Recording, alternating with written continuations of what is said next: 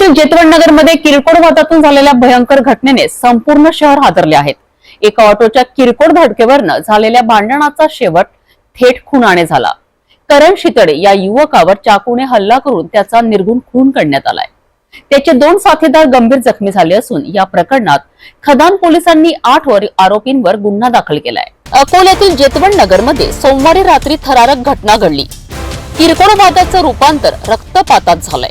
ऑटोच्या किरकोळ धडकेवरनं सुरू झालेलं हे भांडण इतकं वाढलं की चाकू हल्ल्यात 24 वर्षीय करण शितडेचा मृत्यू झालाय।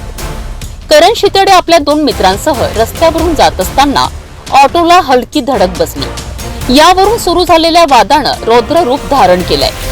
आरोपींनी तात्काळ करण आणि त्याच्या मित्रांवर चाकूने सपासप वार केलेत।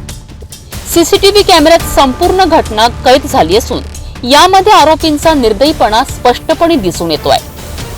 खदान पोलिसांनी तात्काळ कारवाई करत 7 आरोपींना अटक केली आहे। विशेष म्हणजे या आरोपींपैकी 4 अल्पवयीन असल्याचं उघड झालं आहे। अजूनही एक आरोपी फरार असून पोलीस त्याचा शोध घेत आहेत। या प्रकरणात 8 आरोपींवर गुन्हा दाखल करण्यात आला असून त्यापैकी 7 जणांना अटक करण्यात आली आहे। फरार आरोपीचा शोध सुरू आहे। पोलिसांनी शहरातील नागरिकांना शांतता राखण्याचं आवाहनही केलं आहे।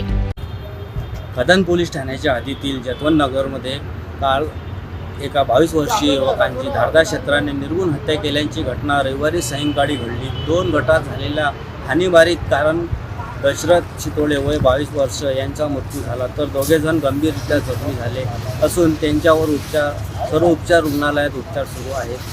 सदर घटनेमधील फरार 4 आरोपींना खदान पोलिसांनी 12 तासाच्या आतच अटक केली आहे। रस्त्यावरून जाताना ऑटोचा धक्का लागल्याच्या कारणावरून वाद निर्माण झाला आणि 2 मित्र हा वाद मिटवण्यासाठी आले असता पुन्हा वाद निर्माण होऊन चाकू हल्ला झाल्याचे आरोपींनी कबूल केले आहे। या वादामुळे एकूण 8 आरोपी असून 4 आरोपींना अटक केली आहे, तर 3 विधिग्रस्त नाबालिग व 1 आरोपींचा तपास सुरू असल्याचे खदान पोलीस स्टेशनचे ठाणेदार मनोज केदारे यांनी सांगितले आहे। मी मुकेश लोके, सिटी न्यूज, अकोला।